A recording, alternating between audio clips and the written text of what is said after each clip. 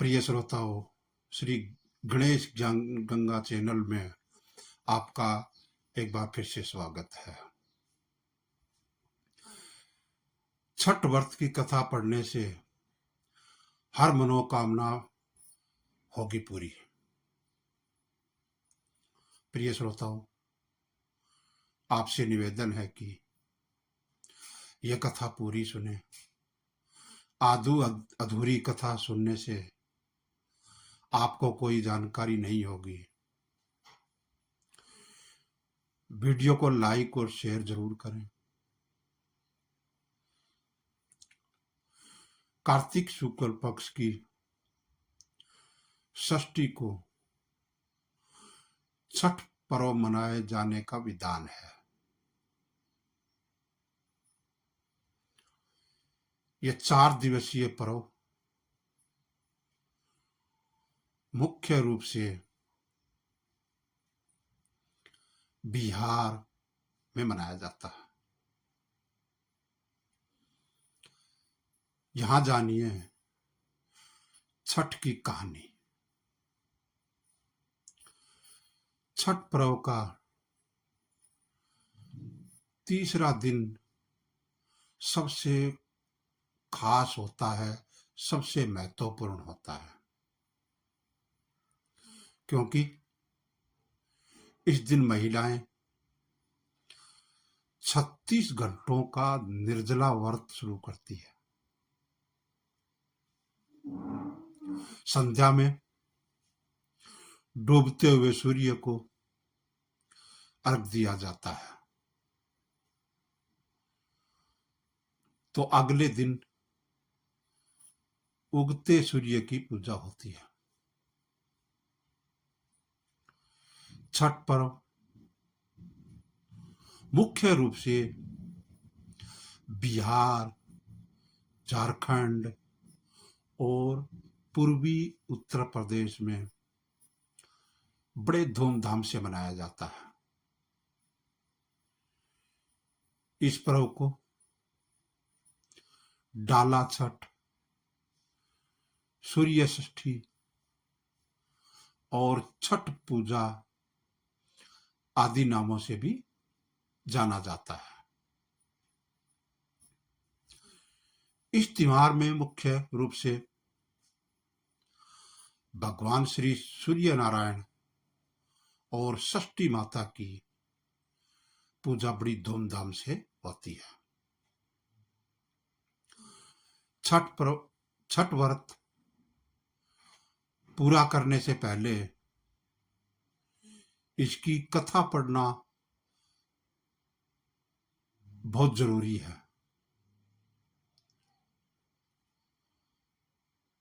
छठ व्रत की पौराणिक कथा या पौराणिक मान्यता के अनुसार राजा प्रियव्रत और उनकी पत्नी मालिनी संतान सुख से वंचित थे। इस बात से राजा और रानी बहुत दुखी रहते थे। एक दिन उन्होंने अपने संतान प्राप्ति के लिए महर्षि कश्यप से पुत्रेष्टि यज्ञ करवाया। महर्षि ने यज्ञ संपन्न करने के बाद मालिनी को खीर दी। खीर का सेवन करने के बाद मालिनी गर्भवती हो गई और 9 महीने के बाद उसे एक पुत्र की प्राप्ति हुई। लेकिन श्रोताओं, दुर्भाग्य से उसका पुत्र मृत पैदा हुआ। यह देखकर राजा और रानी बहुत दुखी हो गए और घोर निराशा की वजह से राजा ने आत्महत्या करने का मन बना लिया। परंतु जैसे ही राजा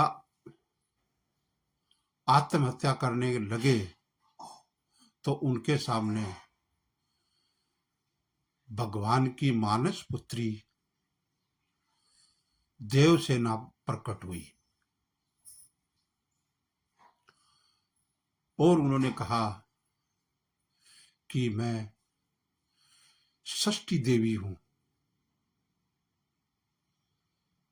और मैं लोगों को पुत्र सुख प्रदान करती हूं। जो व्यक्ति सच्चे मन से मेरी पूजा करता है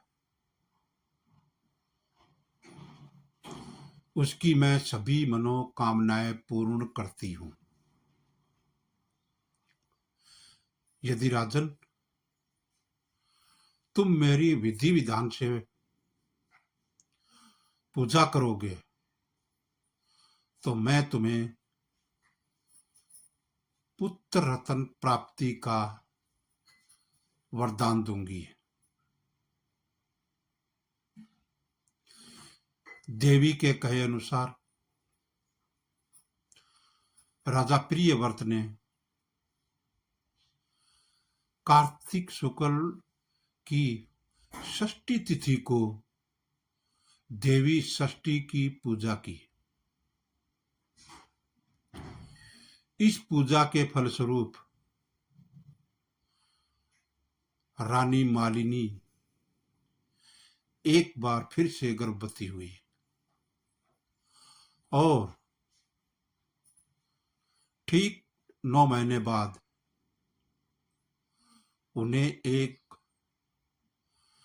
बहुत सुंदर पुत्र की प्राप्ति हुई। कहते हैं तभी से छठ पर्व मनाए जाने की परंपरा शुरू हुई।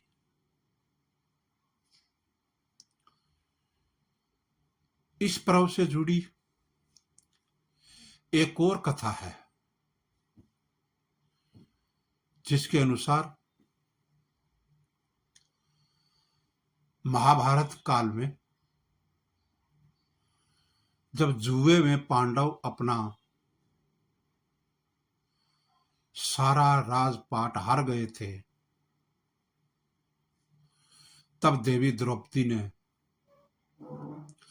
छठ व्रत रखा था। द्रौपदी के व्रत से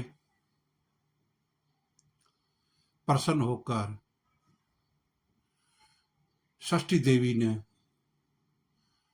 पांडवों को उनका पूरा राजपाट वापस दिला दिया था।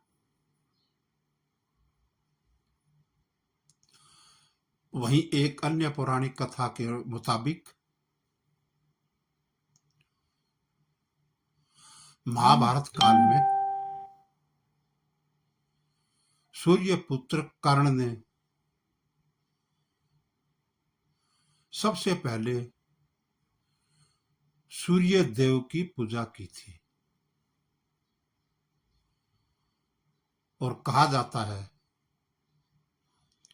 कि घंटों पानी में खड़े होकर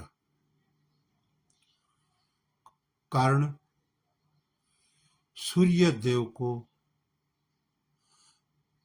अर्घ देता रहा था।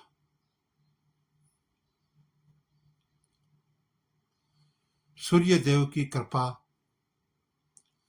से कर्ण एक महान योद्धा बना था। आज भी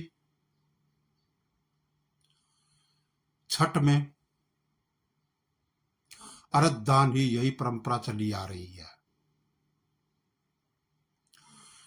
प्रिय श्रोताओं, पूरा वीडियो देखने के लिए आपका बहुत बहुत धन्यवाद। भगवान भानु, भगवान सूर्य आपकी हर मनोकामनाएं पूर्ण करें। आप स्वस्थ रहें, दीर्घायु रहें और ऐसी ही धार्मिक कथा और कहानियां सुनने के लिए हमारे चैनल श्री गणेश ज्ञान गंगा को सब्सक्राइब करें। वीडियो को ज़्यादा से ज़्यादा लोगों को शेयर करें और लाइक करें। धन्यवाद। छठ मैया की जय हो।